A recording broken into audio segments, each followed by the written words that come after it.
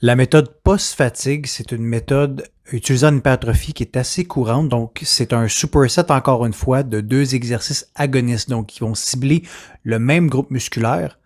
Donc, cette fois-ci, par exemple, on va utiliser un exercice qui est multijoint, qu'on va combiner à un exercice qui va être plus isolatoire, mais qui cible le même groupe musculaire.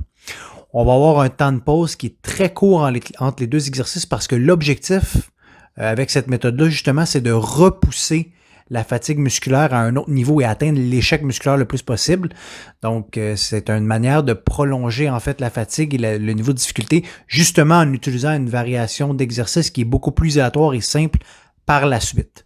Généralement, le premier exercice va être performé avec un niveau d'intensité qui est plus élevé, donc des charges plus basses, un tempo plus contrôlé. Et comme je mentionnais, c'est un exercice qui est plus multijoint, comme par exemple, ça pourrait être un squat.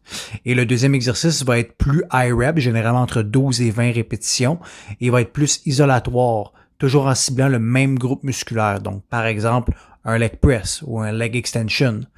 Et en combinant justement ces deux exercices-là avec une courte pause, on peut pousser beaucoup plus loin en fait l'état de fatigue que ce qu'on ferait normalement ou si on utiliserait une méthode comme agoniste-agoniste, que c'est deux exercices qui sont plus complexes.